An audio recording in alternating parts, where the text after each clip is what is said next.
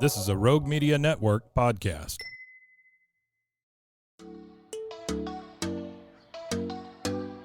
Welcome to Purpose-Driven Sobriety.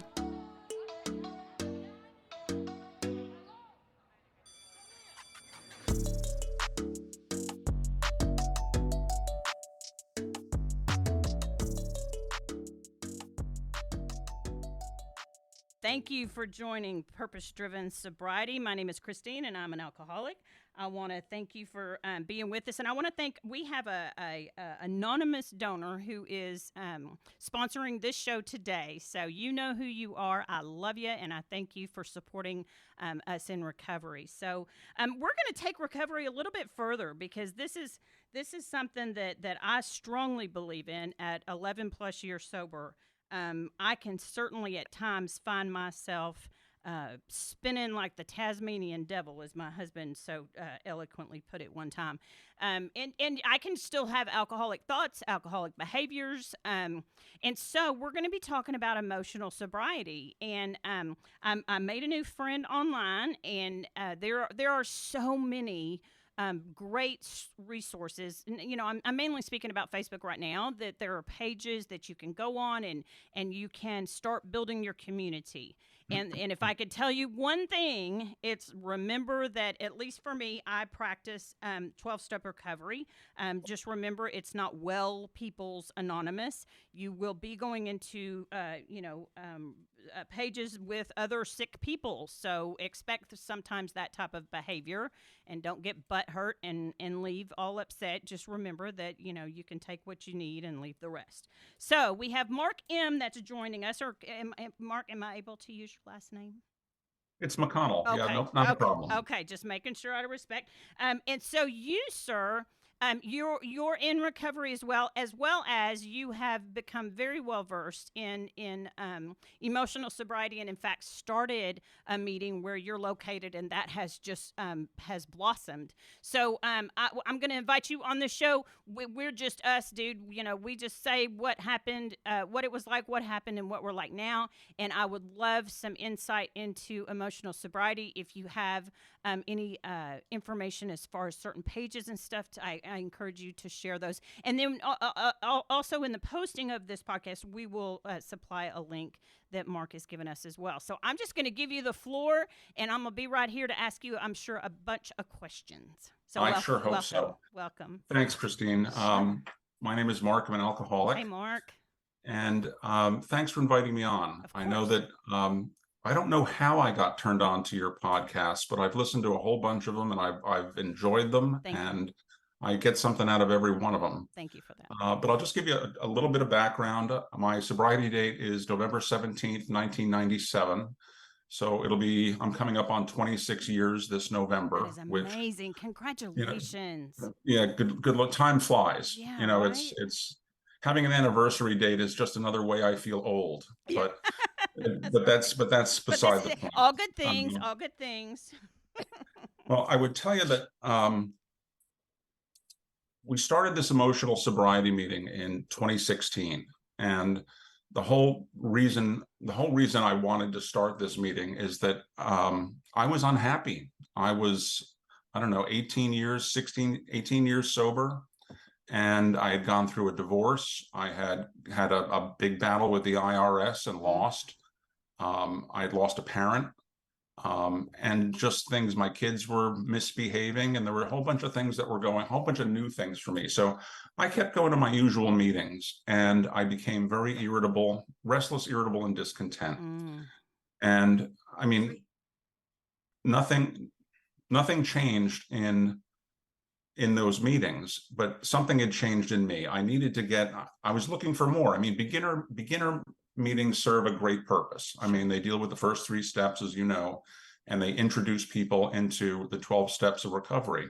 Speaker meetings, also great, but and literature meetings, but the randomness, like things would just go berserk, and I was hearing the negative, not the positive. Right. You know the expression, you always feel better after a meeting? Sure. I added, sometimes because it's over. Oh, wow. That's dangerous, huh? For someone. I know. I felt like I was on a slippery slope. Wow. And so I mean, the background of this meeting is that our meeting here in Annapolis takes place on Tuesday evenings, and I had been going to a regular Tuesday night meeting, and one of the ones that I'd been going to all along, and I knew I needed to do something else, and a fight broke out after the meeting. And I mean, we're alcoholics, things happen. I know, but damn, I hadn't been to one where a fight broke out yet. You haven't been to one of those yet? Not yet. Um, I'm going to the wrong and meetings. I took that as the opportunity to start a new Tuesday night meeting. And I recruited a couple of people from that meeting who were also discontent. And we went out and we found a church. We started with the 7 deadly sins. I mean, that was in the literature. That's what we knew of as kind of the defects, the age-old defects, Right. if you will. Right. And it grew from there. I mean, we started with 7. We're now at 38 topics. We published a meeting guide that I'm proud to say has been used to start several other meetings here in Maryland. So people are taking the guide, and there's a women's meeting, a men's meeting, and another co-ed meeting. They're all closed meetings because the depth of our discussion, we go a little deeper. We go a lot deeper than your normal meeting. It's not a beginner's meeting, so you don't have people that are. I mean, occasionally somebody shows up who's new, who, and quite honestly, sometimes they add a tremendous amount of value because, being 20 plus years sober, and a lot of us in this meeting are 20 plus years sober, you forget what it was like. Oh, sure. And, that's sometimes we get real pearls of wisdom out of people that are kind of brand new. Right. Right. Right. So I mean, listen, emotional sobriety is about living a life in recovery where you can be happy, where you can be joyous, where you can, live life to the fullest. And, I heard early in my sobriety that, you can when you sober up a horse thief, you still have a horse thief. Mm-hmm. So when you sober up an angry, vengeful, prideful alcoholic, you still have the anger, the pride, and the vengeance. So we needed to deal with that. And I was like a powder keg before this meeting started. And, we started digging deep. We talked about, envy. We talked about jealousy, pride, lust, topics that you don't really, and we're very focused. It's like one topic, one discussion, and people seem to get something out of it. The meeting grew from, originally our rent was $10 a month at the church, and we couldn't afford it. and then it just kept growing. We had to move out of that first church. We got into a bigger facility, and prior to the pandemic, we had really too many people. There were like 80 to 90 people that would regularly attend this meeting. Wow. And now we're down to a comfortable 35 or 40, as are the other meetings that have started around here. Right. But there's a lot to be said for not drinking. I mean, that you're 11 years sober. Mm-hmm. There's a lot to be said for physical sobriety. But once the compulsion is left, I still had to deal with those things that remained, the scars, the wounds, the bad behavior, everything that wasn't principled in my life. I mean, the program has given me principles, and I still fail occasionally, Mm-hmm. but there are times when I need the support that emotional sobriety gives me. Mm-hmm. So, we have a Maryland state convention coming up on August 4th and 5th. And they've asked me to do 2 workshops there on emotional sobriety, Wow. which I'm really looking forward to. I did one in Southern Maryland not that long ago. And that was, I was hoping we'd have like 5 people, it was standing room only. And we talked about resentment, which is always a hot topic. So let me ask you, because again, I purposely do this show a little bit blind in the sense that I want to learn with my listeners, what's what. So when you talk about when you talk about resentments, I mean, especially it's no secret that I practice AA. Yeah, me too. That it's like, okay, so I'm not sure how to put my question.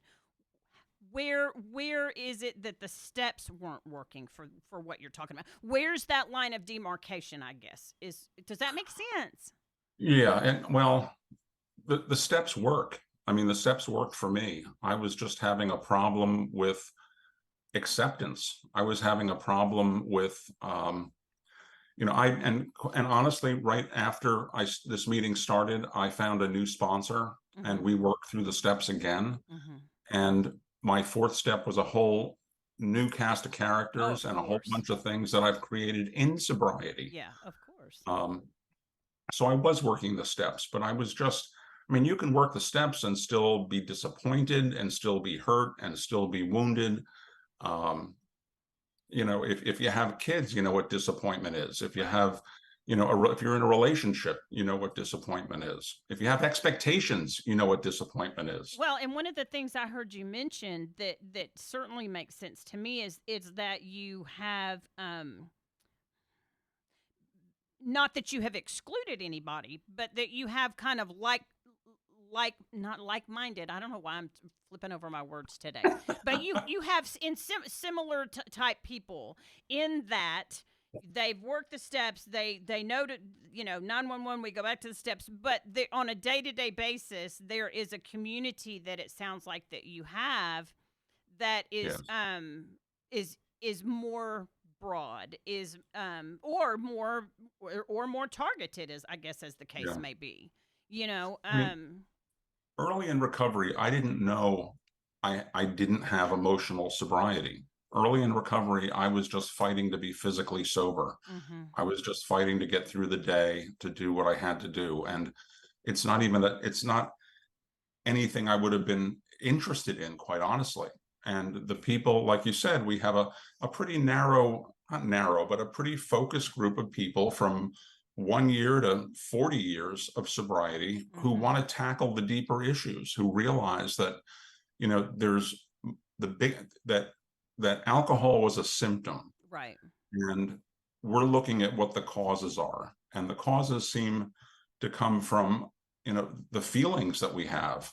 And so that's the group we have. We have and when I say mature, I don't mean age, I don't mean length of sobriety, I mean desire to tackle the things that are causing us every day. First off, we recognize that we have these issues, and we want to do something about them. Well, and I totally understand that. And again, it seems like I don't remember hearing the term emotional sobriety my first few years. And then just kind of, salt and peppered in here. But now I do hear that term a lot. It's because like I said, I mean, even at lunch, Rick and my husband and I were talking about how, he said, you just seem so angry right now. I've got some health crap, and,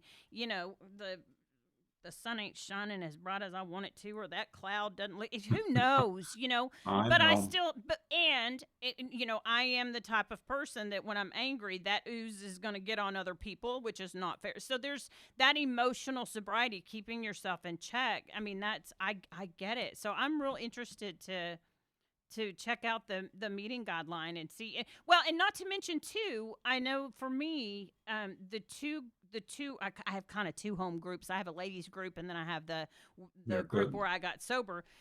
Usually, I mean, we've obviously had some turn over the past 11 years, but for the most part, it's the same people. Yeah.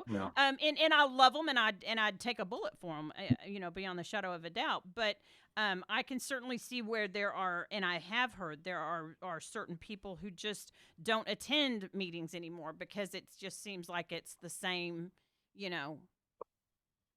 same people, same, whatever their reason. And I have a relative who is sober but doesn't go to he didn't do it through AA. And in the literature it says, if you find a way to stay sober, just do it. We don't have a corner on the market. But just like you said, I know for me, I think the glaring murderous parts were removed with the steps, but still you're left with an asshole, that's not getting Yeah, her way a lot of times, and so I can certainly see if I didn't have the steps or a sponsor, I can certainly see where also this would be a place where you could work through those types of things, because doggone it, life's gonna keep doing life. We were promised that, I think, in a really big book. We were promised that we will have tribulations and troubles, and it yes, ain't a matter of if, it's a matter of when.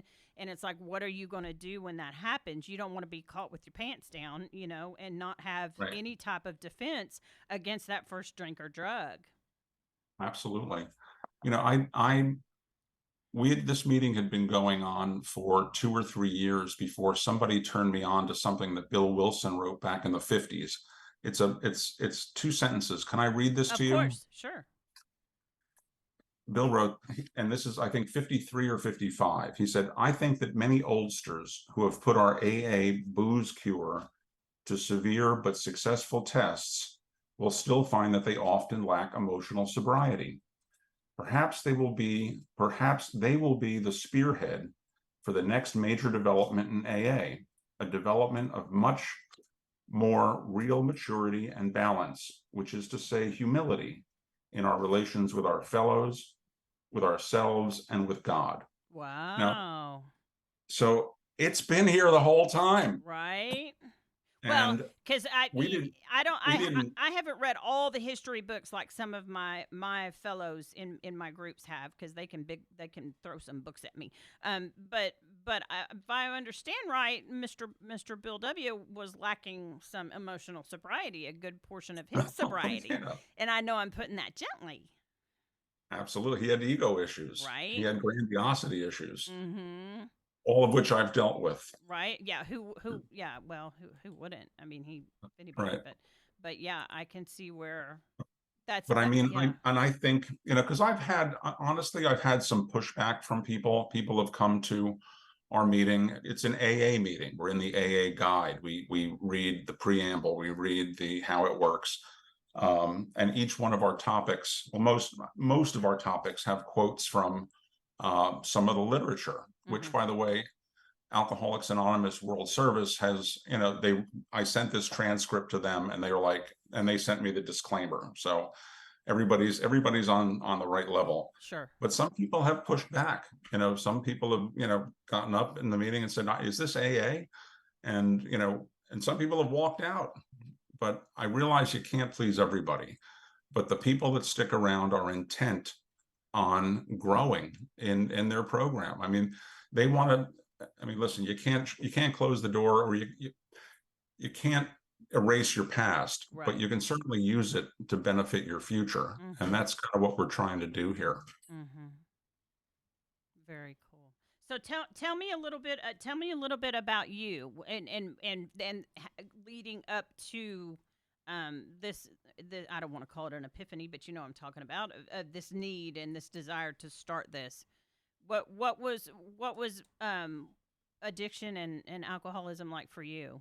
Yeah, I was called a high bottom drunk. I mean, I still had a house, I still had a family, I still had, a car, I still barely paid my bills, Mm. but I was a wino at the end. I wanted to be in the wine business. I wanted to grow grapes. I went to California.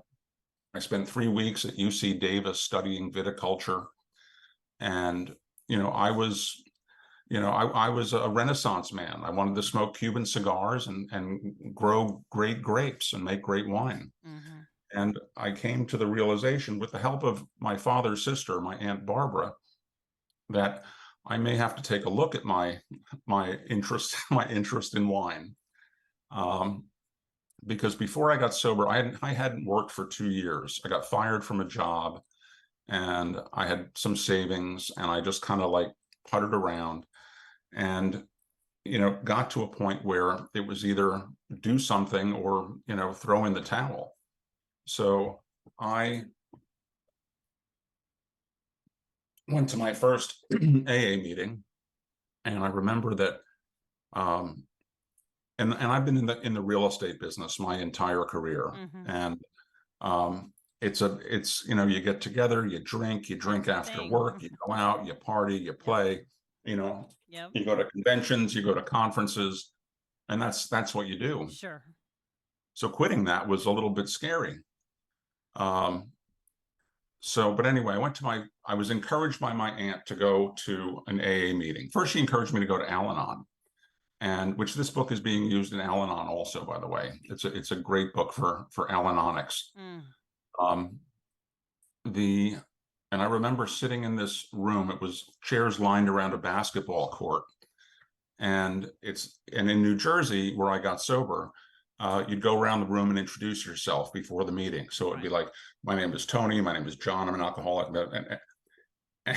And it was like, you watch these waves come in. Right. It started over here and it was going around the basketball court. And I felt sweat coming down my palms. I get it. My armpits were soggy. Your mouth is so dry. Oh my God, I could hardly talk. And it came to me and I said, my name is Mark. I'm an alcoholic. Oh, how'd that taste? Oh my God, it was like a weight was lifted off my shoulders. Wow. Now, do you have family history? Tell me about that. Yes, my father was an alcoholic. Okay. He left when I was 13. I'm the oldest of 3 boys in the family, and he never got sober. Wow. And he died, kind of an alcoholic's death from excess smoking, drinking, eating. So had that glimmered in your brain when you're talking about growing wine? Had that? No, I didn't connect it. Okay. I didn't connect my father with my interest in growing grapes. I didn't, but I do remember in August, before I got sober in November, standing at my kitchen sink and looking out the window. And it was one of those days where like it had rained or it was going to rain, and the sky, all the light was very yellow, and it looked exactly the same color as the Chardonnay that was in my glass. Oh, wow. And I looked at it and it hit me that I'm going to have to stop this someday. And that's when I started looking for a job.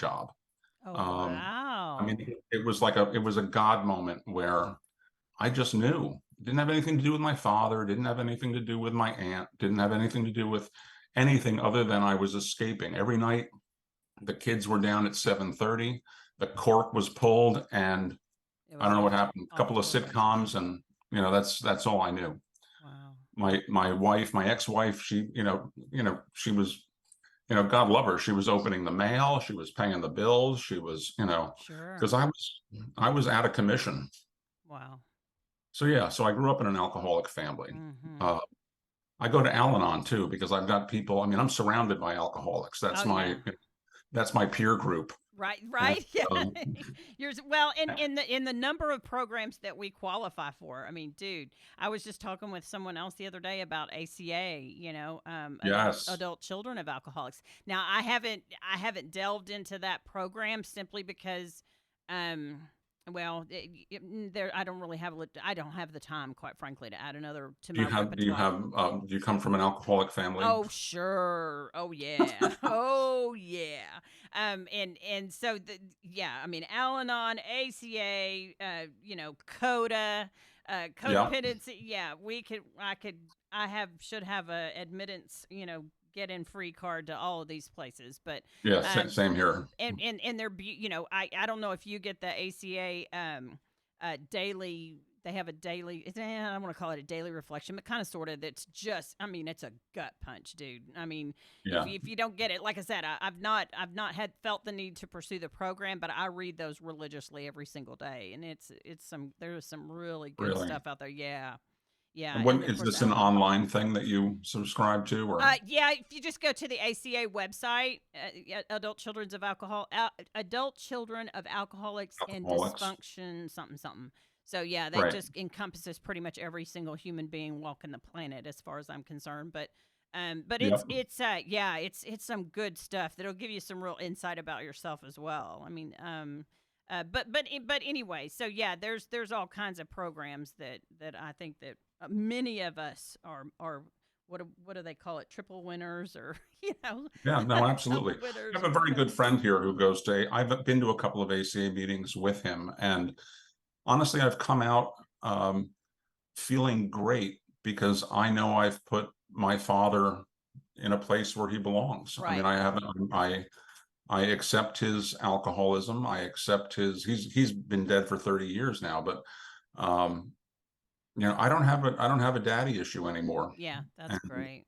that feels Well, that I'm a lot of these that I get of a morning, though, I think might even benefit to take a look yeah, at, no, I would read that. I wrote it down. because yeah, a lot of it will give insight into emotions and stuff like that, that you might have Yep. emotional this, or or what have you. But I think any time that you can expand your knowledge base as far as who you are and why you behave certain ways, even though they may not change. I mean, I may not change having a hissy fit every now and then, but when I know that there's a solution, I don't have to stay in it all that long. So you were talking about in August, you just felt like you were going to be missing your best friend, huh? When you knew you had to put it down at some point in time. Yeah, So that was the yeah, beginning of. that was the beginning of the end. And I had, it's like there's a poem by I'm going to say T.S. Eliot, The Hollow Men, and it ends with, "This is the way the world ends, not with a bang but a whimper." And that's how Oh man! that was my getting sober. I didn't, Wow. there were no guns, there was no fire, there was no police, no handcuffs, no judge. So It was, just your aunt seeing and yeah, acknowledging. Now, is she one of us, or she's an Al-Anon? yes, she is one of us. Okay. Honestly, I'm not. She lives somewhere in Florida. We haven't been in touch in a while. She's kind of a recluse. Mm-hmm. God bless her. But I have recently found out where she lives. I'm kind of mulling over writing her a letter, Oh, that'd be just amazing. Yeah. and sending her a copy of the book, Yeah. uh, just to say thanks. Right. And Look what you helped start. I mean, that's yeah, her reaching. That's what it's all about, man. Is being that hand, just to, and obviously you had to be in the right frame of listening. But her just suggesting an AA meeting to you. I mean, yeah, right golly. time, right place. Right. Well, yeah, and you receiving that information. Yeah.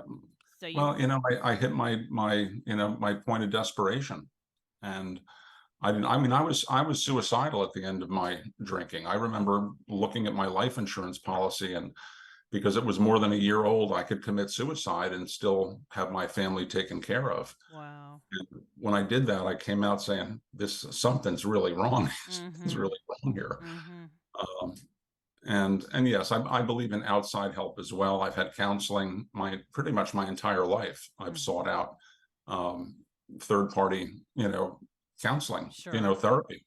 Sure. I mean, having an unbiased, smart person as your at your side Right. has been invaluable to me. Right.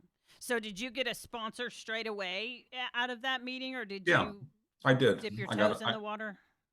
well, I didn't stay at the first meeting I went to. I only went to once, and I started going closer to where I lived. And I got a sponsor. I worked through the steps. I told you I got sober November of '97. I didn't do my fifth step until December 31st, 1999, because Really? if the world ended, I took money out of the bank, and I did my fifth step, and I walked away like, okay, To hell you're with ready to it. end Bring the it millennium. on. Come Bring get it me. on. Come get me. I love it. Yeah. I love it. Boy, that's a long time to hang up at 5, though. Whew, you're not kidding. 4 took me a while. I mean, I was a slow study. Yeah. But my sponsor said, we're going to take it as you go. I had a problem with the capital G God word. Yep. But when my aunt actually said, "Do you have a higher power?" I said, yes, I do have a higher power. We don't have to call it God. Mm-hmm. And now I'm okay with the word God. It's Mm-hmm. just to me now it's just a word. But Right. I identified immediately with Luke Skywalker and Obi-Wan Kenobi talking about the Force, Mm-hmm. that there is a force in the universe. Well, And and before it was alcohol. I mean, that's I think that's that was the a big best force. way to put it, to especially a newbie coming in. It's that does have Yes. a hang up with using the God term, or whatever the case. Well, okay, cool, that's fine. But I'm telling you, I don't have to ask you if you have a higher power. You wouldn't have one. You wouldn't be here if you didn't have one. It's the drug of Absolutely. your choice that has you by the ass and Yeah. is not letting you go. Yeah, that's a higher power. I mean, Initially, it was the group. It right. was I was lucky. I went to the same church Monday through Friday at 5:30, Saturday at 9, Sunday at 4. So I had, in essence, 7 home groups because That's I went great. every day, and it was a different topic, a different theme at each one of these Different group meetings. too, because yeah, I know some people don't like coming on these days if we're doing this or Yeah, whatever. no, Yeah, I went every day. I needed somebody to read the 12 and 12 to me, yeah, read the big book to me. right. Um, I still read this literature, and when I do, is I always find something new. I'm like, how have Absolutely. I read this 20 times and Isn't not that seen this? amazing? That's I know that, and amazing. that's why you read it 20 times. Right, right. And But you yeah, keep on. so it's a wonderful life. I mean, it really is. I don't feel, there are times I look back and say, have I missed anything because I'm sober? And then I realized that I wouldn't have had the opportunity regardless, Right. because of where I was. Now, you had children at the time? How many kids did you have? Do you have? Yeah, my boys were 1 and 3 Okay. when I got sober, Oh, and that's wow. actually where I saw my father. That's where my father helped me. He wasn't alive, but I knew I didn't want to raise my boys in that kind of a household. I mean, I wanted to set a better example. People debate the genetic factor and then they Oh, debate the not me. organic factor. I I think it's both. Mm-hmm. I mean, I learned how to cope with life from an alcoholic father, who, when he was losing at Monopoly, he would toss the board. Right. Like, that's no, like what I didn't want to do that with my kids. I Well, but wanted I to, got to tell you, and a plug. I don't want to say a plug. I know you're not on here pushing anything. Another acknowledgement as far as emotional sobriety. You take an asshole father that has anger issues. yep, Their alcohol, their wine, their meth, their vodka is anger, and they're just a miserable asshole. And you put them in a household, and they're teaching their kids that's alcoholic behavior. And if you don't know what it is, message me, and I'll tell you what alcoholic behavior is. no, I know. And so that whether he ever put a drink or drug in his body needs emotional sobriety.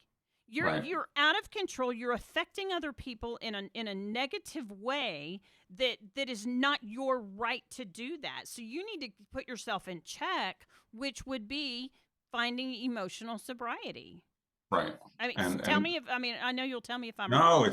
it's about a balance. It's about a balance in life. It's about not reacting to every little thing that happens. It's about knowing that drama is not a solution, that a raised voice doesn't fix a problem or Right. win an argument. Well, and I'll tell you, you asked if I was from an alcoholic family. My dad quit drinking. He passed away last year, but my dad quit drinking 37 years ago or something like that. He just put it down. Just put it down. Yeah. Need I tell you more what type of father we had? That we Oh, had an angry, resentful, uh, um, just miserable individual as a yeah, father. God yeah. bless him, because that's what he was. I mean, it just when you look back, I agree with you in that, Mark. Yeah, I think it's it's relational and genetics. But I think if you remove the genetic part, you still can. Yeah, if he would have at first, if he would have had AA, who would have known? I mean, we coulda, woulda, shoulda. I could should myself Right. all day long. But if he would have had some type of emotional sobriety, who knows what kind of difference that would have made in our lives. So you Of don't course have it to would have be made, of someone course it who's would have made a you don't have difference. to be someone who's in 12-step recovery, who's in AA, NA, all the A's, to need emotional sobriety. So here's my question to you: someone who has not had a substance abuse situation, but has a problem keeping their emotions in check, would this format work out for them too? Um, Do you know what I mean? well, I don't see why not. I mean, we tackle a lot of topics. Um, and if you're having trouble with anger, you're having trouble with acceptance, I mean, AA, listen, AA made me aware that I had these issues.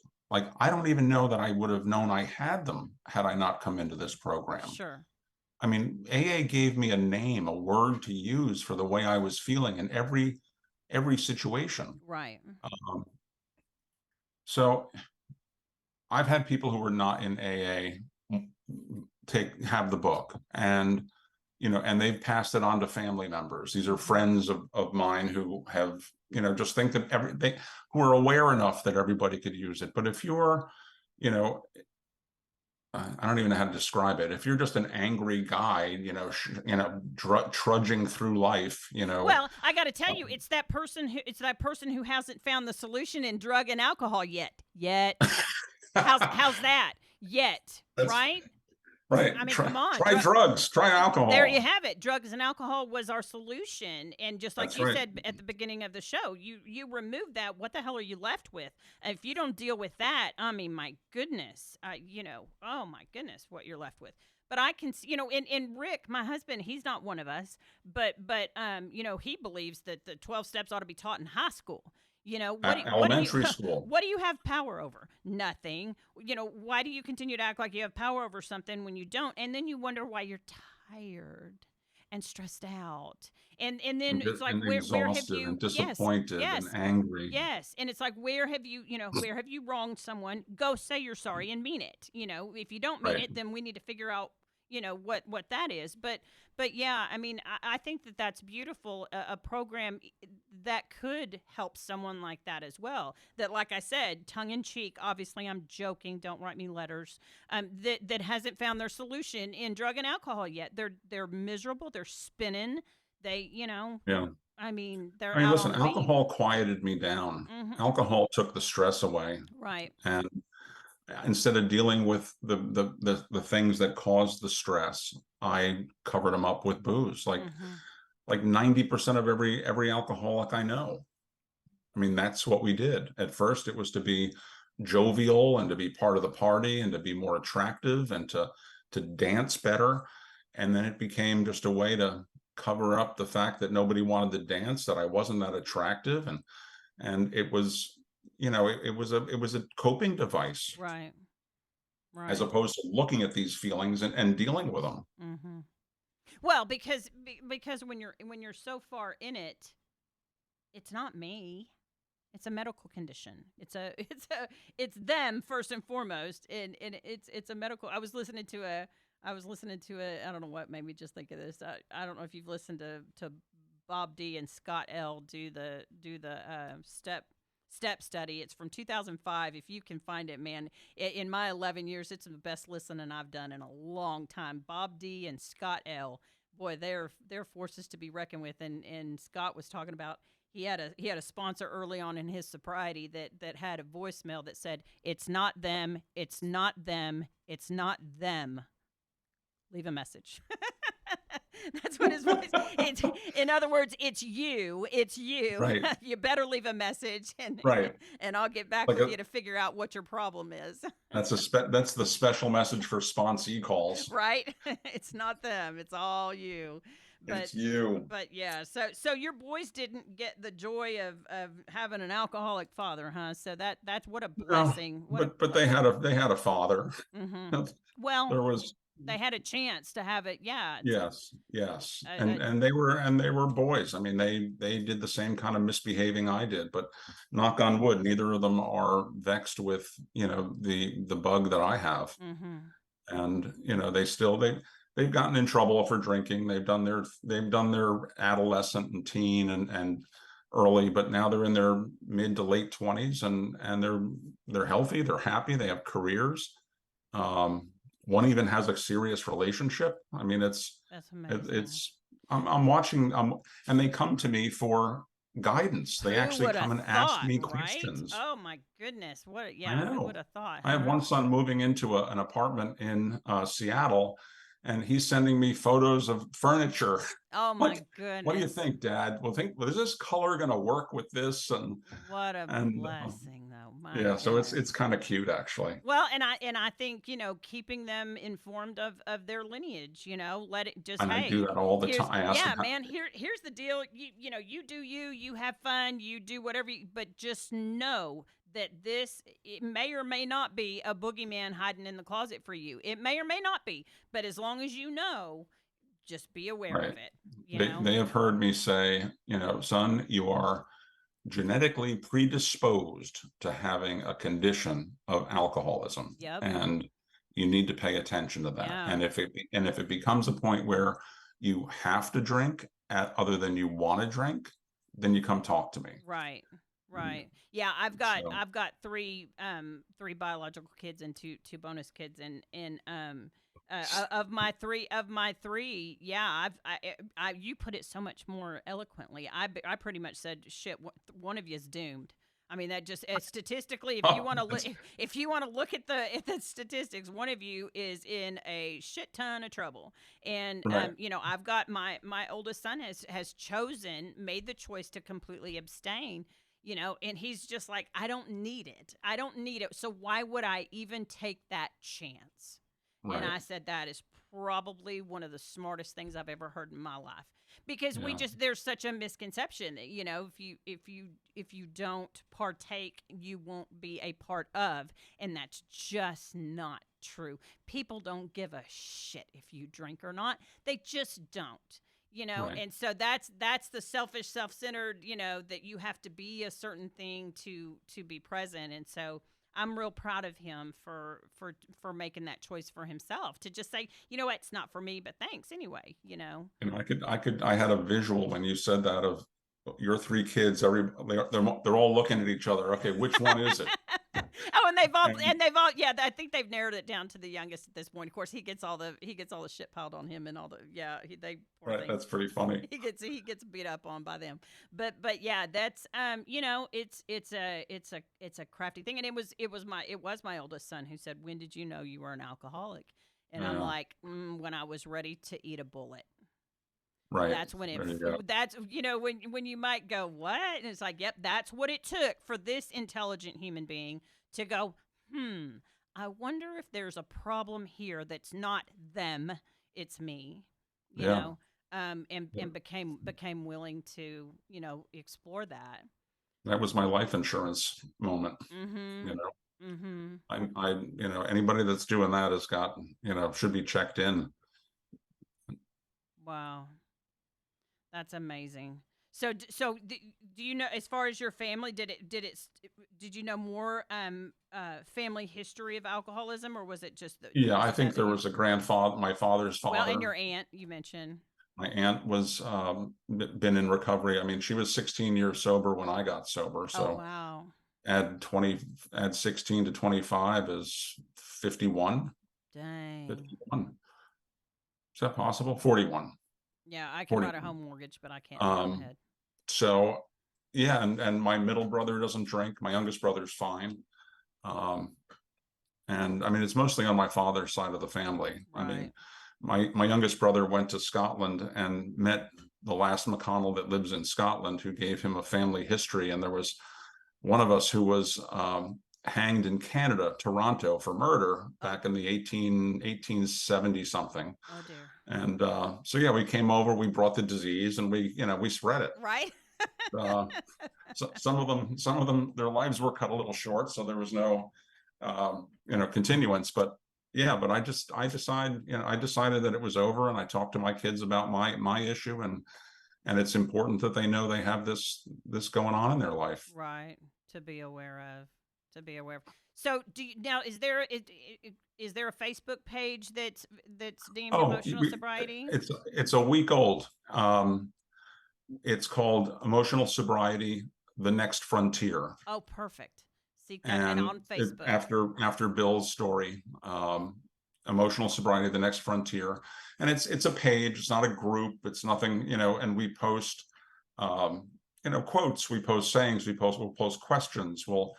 I have somebody helping me with that.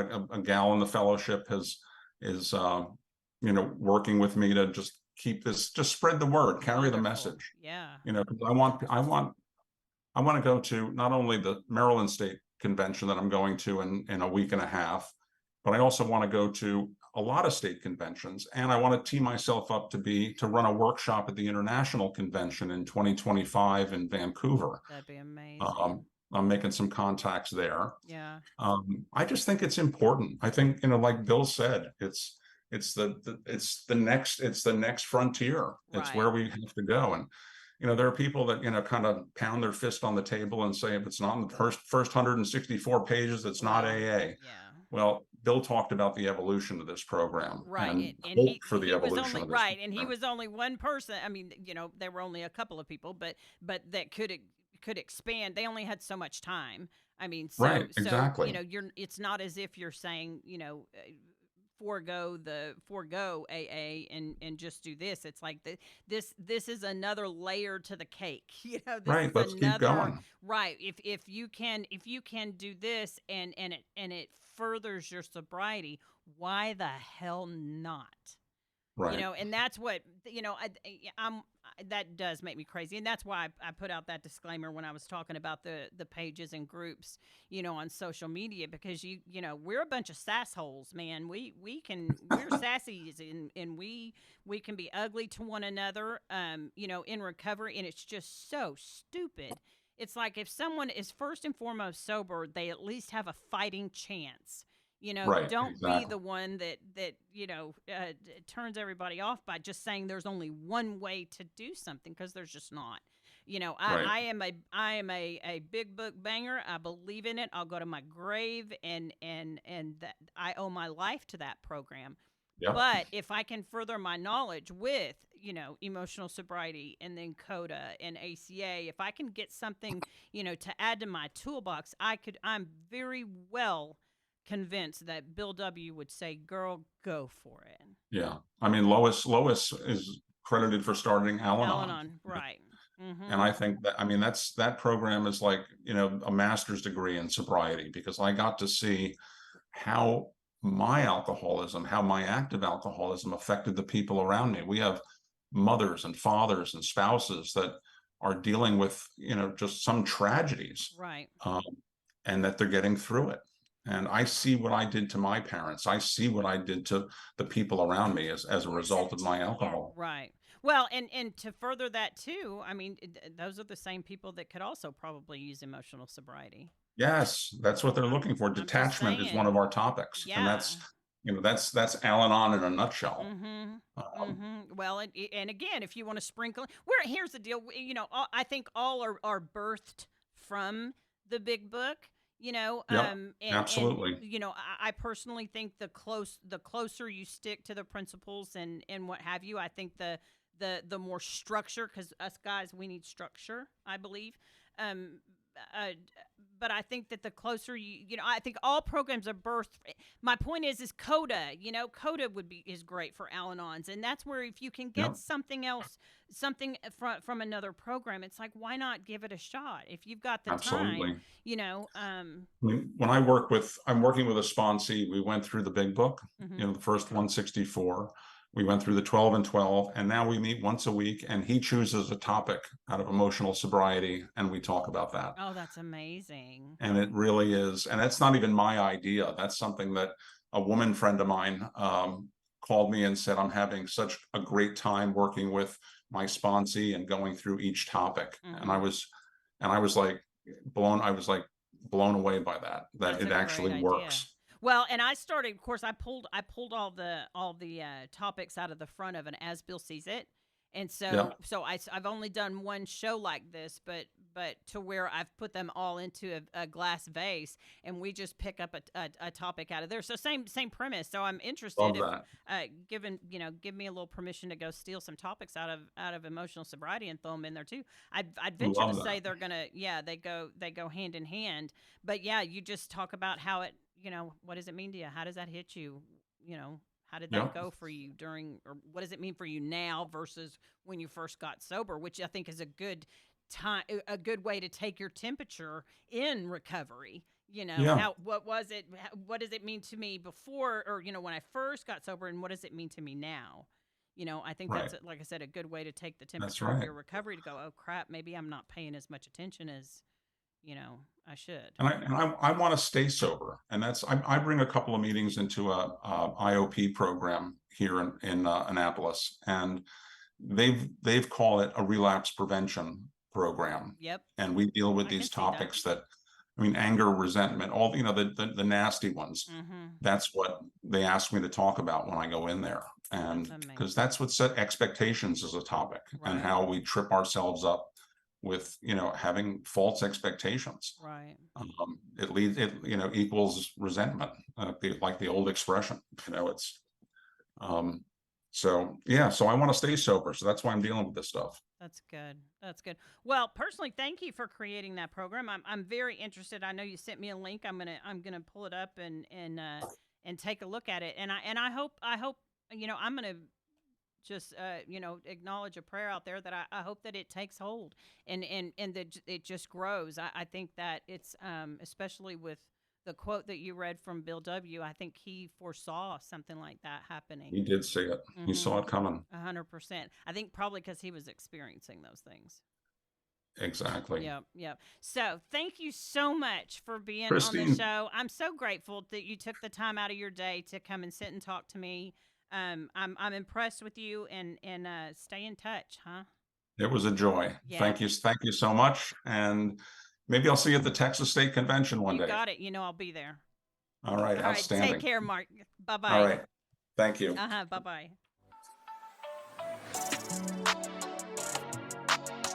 Thanks for listening to Purpose Driven Sobriety. Keep coming back.